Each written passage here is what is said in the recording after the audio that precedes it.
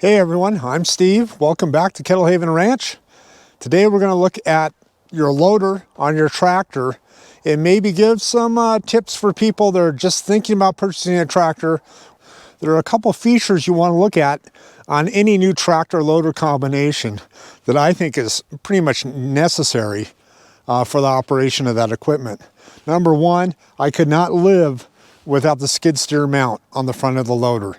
Real simple, 2 levers, open up, whatever tool you have on, you want to use, it's off, you're ready to hook the next one up.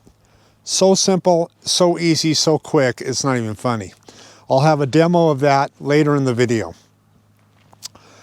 The second thing that I use a lot, and I find really handy, most tractors have it with a loader, and that's the float mode.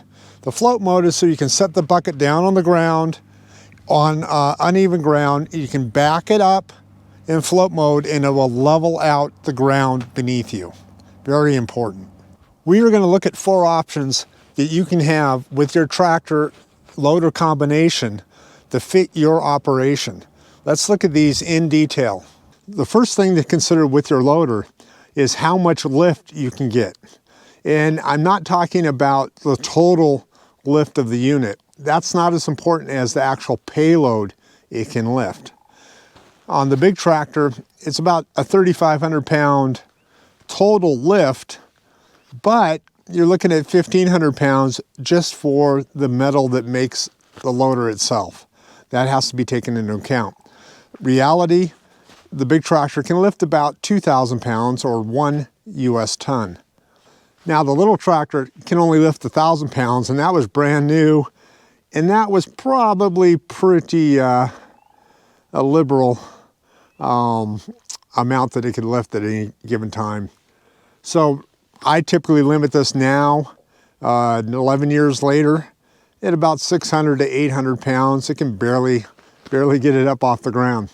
So the second thing you want to think about is your breakout force. The breakout force is the rolling force or curling force that this ram provides, this hydraulic ram provides to the bucket. That gives you your scoop ability. That gives you your ability to lift items on the tips of the fork or on the fork assembly, to lift that up. Breakout force is rated in 2 different ways. The first is off the tip of the bucket. That'll give you an idea how much you can scoop or scoop out of the ground, break out of the ground. Typically though, you see it at the pin. This is the pin here. This is the point where everything moves. All right, let me give you an example of that, coming right up. Okay, on your loader, that first force I was talking about is just lifting, being able to lift or control lower. Our second item is the actual breakout force. That's what I'm showing here with the curling of the bucket.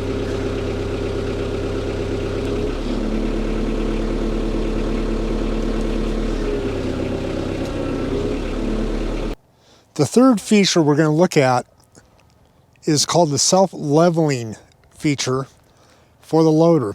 That keeps whatever is in the payload level with the ground, no matter what height you raise the loader up to. The magic of the self-leveling starts right here at the anchor point at the back of the loader arm. It rides on top above the loader arm to a knuckle that pivots. That's where your hydraulic ram that does the curl or breakout, that's where that attaches to. And then instead of it hooking directly to the bucket, it hooks to what's called the dog bone. And the dog bone there holds it, and that rotates also as we go through the full motion. I'll show that coming up in our demonstration towards the end of the video. Nice feature to have.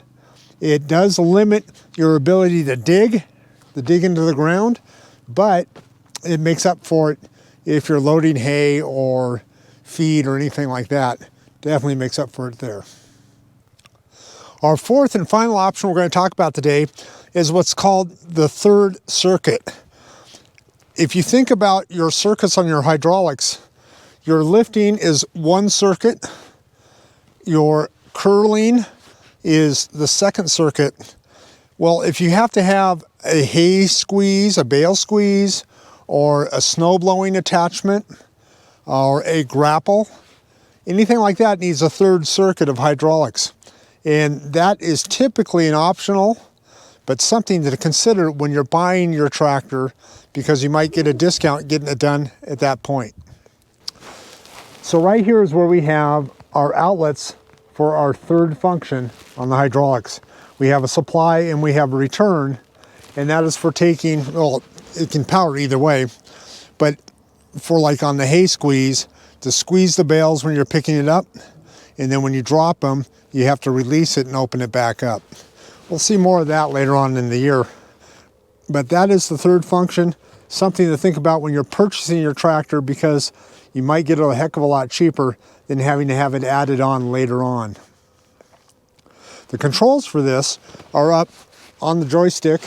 I think I mentioned the joystick and how it takes up a little more room in the cab, getting in and out off of this side of the tractor. And we'll see a problem that I had doing the demos.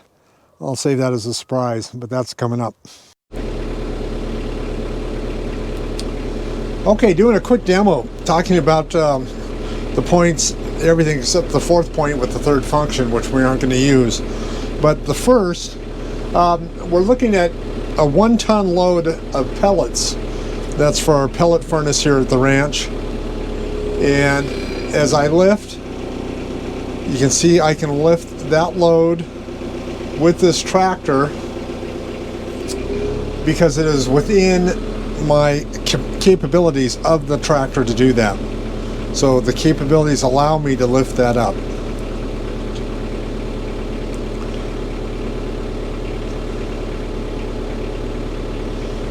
You can also see as I go lower and raise, all I'm doing is just a joystick forward and backwards.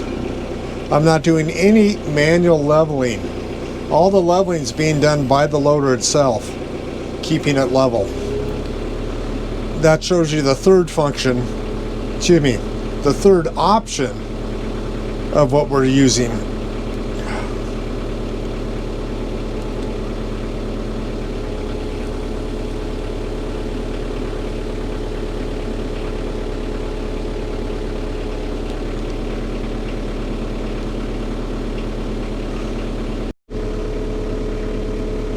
Now I have the 1-ton load of pellets on the ground and showing you the second item we talked about. That was the breakout force. As I have the pellets all the way up against the stop on the forks, that gives me it's closest to the pivot, and I can just barely lift it, but you can see it actually raising it up. This is an idle, by the way, so I'm at my least amount of power going out to the tips of the fork. But that's our roll feature. Now if I increase power, you can see I have a lot more power to tilt it up. But it's also harder to hear. We also talked about having self-leveling. Here's an example of the self-leveling. As I raise up my load, I'm not going to go too high because I don't have counterweights in the back other than the beat fluid in my tires. We'll talk about that in a future video. But as you can see, the load is pretty much self-leveled up and down. Now, there's a little bit of movement on it, and also there's a lot with the GoPro lens. Anyone that works with the GoPro, you guys know how that sort of warps it around with that ultra wide angle or wide angle lens.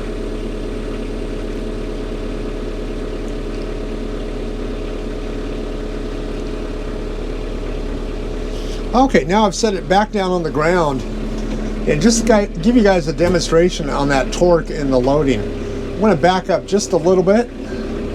There we are. You can see the gap between the actual fork assembly and the load. I can't pick this up at this. It won't lift. That is because my Breakout, see, it's just going to spill it right off the front. I'm right at the load limit of my Breakout force and that ability to curl. So in this demonstration of the two tractors side by side, you can see as the buckets are raised that the load leveling bucket does not change its attitude towards the ground, whereas the smaller tractor with the non-load leveling ends up pointing straight up in the air at its highest point. And it rotates all the way down the flat again as it comes back down to the ground. That's the difference between the load leveling and the non-load leveling loader.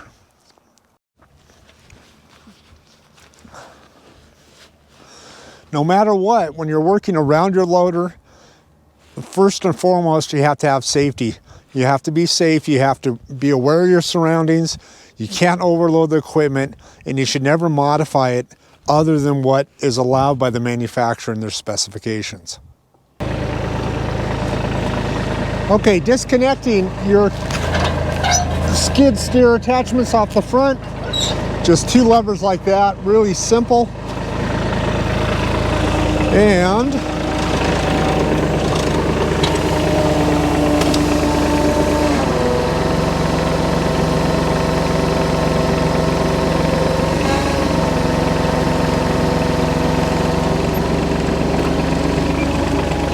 lower it down and back right out.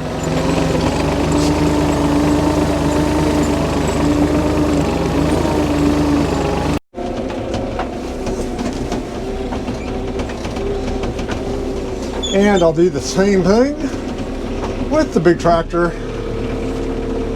I've already released the handles. Drop it down, pull it up, back right up. Then reattaching with the big tractor is a little bit harder because it's hard to see the attachment points. It's definitely doable. I gotta make sure I don't run over my camera here. But I go nice and slow, give it a tilt.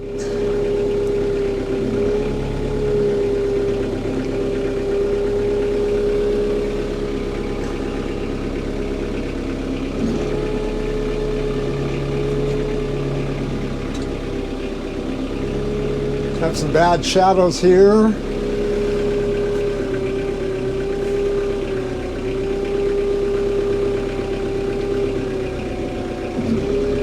And I can see on the camera that I have missed, of course, because I've got the camera running.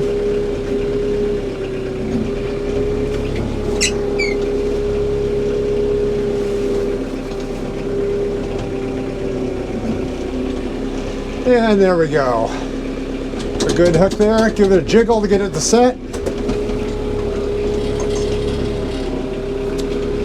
Back it up a bit so you guys can see. All I have to do is put the handles down and it'll be set up.